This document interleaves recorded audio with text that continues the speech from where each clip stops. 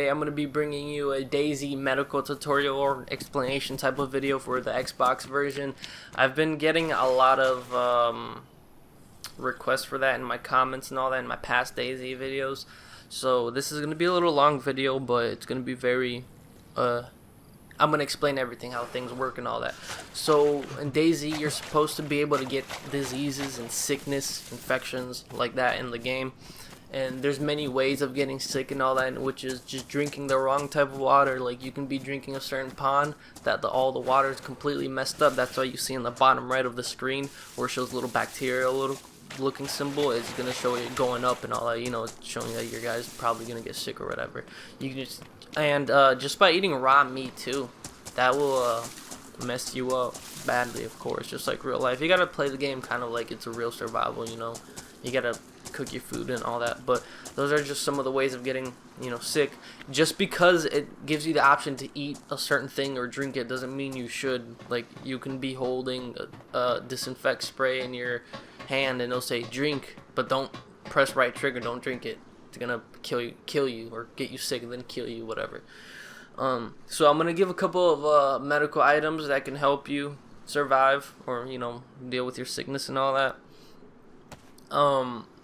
We got Bandaids and rags. Those are mainly, obviously, only for, like, you know, if you get shot or hurt, cut up, whatever, you band-aid yourself. But Bandaids are better than rags, of course, because Bandaids are the actual, you know, they're made to, you know, heal you. I mean, rags too, but rags are all, it's just, you know, you're ripping off cloth and all that, and if it's all stacked and somebody shoots you in that spot, you lose everything.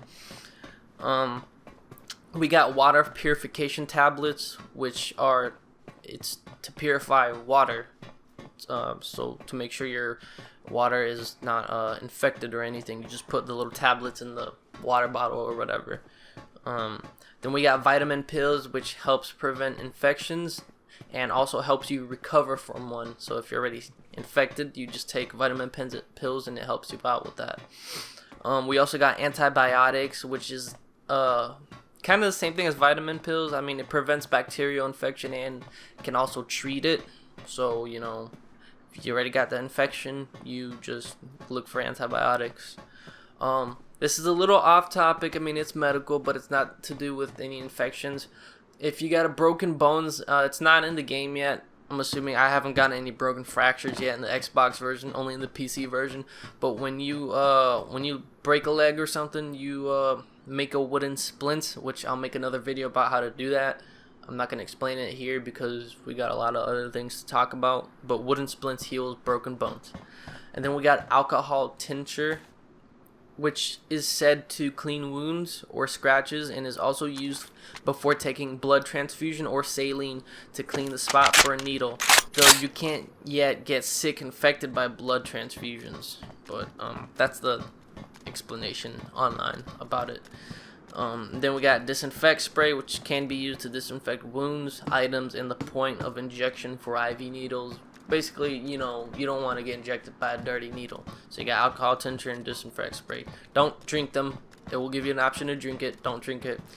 Then we got EpiPen, which is used to unconscious players to immediately awaken them. So if your friend's knocked out or whatever, or you're knocked out, and they got an EpiPen, they used it on you, you're going to wake up. Or you use it on them, they're going to wake up. Then we got the defibrillator, which is used to revive people. I mean, everyone really should know this. But, yeah, you gotta plug in a 9-volt battery, I think, to it, and it will work. You can use it to knock out people too, or zombies. I never done it before, but there's a website that talks about that in DayZ, and it said so. So yeah, I mean, that'd be pretty funny. So now, switching topics, I am going to talk to you guys about cooking food and all that, so you don't eat raw meat. And I know I've been eating raw meat in the game for a while because it hasn't been doing it. Doesn't affect you yet because they didn't add the diseases and all that to it. But now, for future references, I'm going to tell you right now how this works. So what you want to do first is you want to make a fireplace, and I will have a link to a video that I'm going to make soon, probably right after I'm done with this, on how to make a fireplace. It's going to be in the description, or you can just Google it, and you know, there's many videos about it too for the Xbox One. So you make a fireplace and you get cut a bush up and you're gonna get stacks of sticks when you cut a bush up, and just if you have a stack of sticks already, just get them and put them in the fireplace inventory. And then what you want to do after that, you want to get a cooking pot. I don't think I mentioned that. I don't know if I mentioned that before all this. Get a cooking pot, put it in your hand, and when you get raw meat, when you already have raw meat already in your inventory, go hover over to the raw meat and press B on the meat to fill the pot with meat. So you're just putting all the raw meat that you have, you're putting it inside the cooking pot, and you're gonna make sure the cooking pot is full of water also. And when you do that, okay, you put make sure the cooking pot's in your hand still.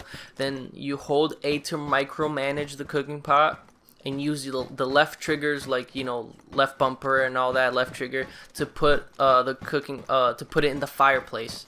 Then you start the fire with a box of matches. Wait for it to be ready, and the meat should say boiled. It will turn from the pinkish color to brown, and there'll be this red glowing thing around the little box that instead of like it's silver or white, gray, whatever, it's gonna be all red. You'll see. Trust me, you'll know it's boiled. But yeah, it's as simple as that. So just make a fireplace, get a cooking pot, fill it with water, put raw meat in the cooking pot, and then throw it in a fireplace, and wait for it to cook. Or you can get a long wooden stick. Stick one raw meat in the stick and sit by the fireplace cooking that one single meat if you want to do that. So now we're gonna switch topics or subjects and go to the first aid kit. So if you get a first aid kit, it's gonna have saline bag, a blood bag kit, and a blood test kit. So how to use all of that? I'm going to start with the blood test kit because you kind of need to know your blood type before we get into the blood bag kit. So a blood test kit, this game works like real life. Your characters have a blood type, and you got to match them with the right blood types, however that works. So I'm going to leave a link in the description on the actual blood types and what matches with what, if you really want to look at it. So to get your character's blood type, you put the blood test kit in your hand and you hold right trigger, and your guy will begin to get his blood type.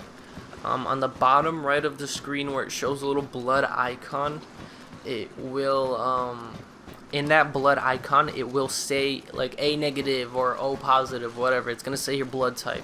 You can also test it on a friend or anyone who wants their blood tested. So you got your blood type now. So what you gotta do right now is go get your blood bag kit.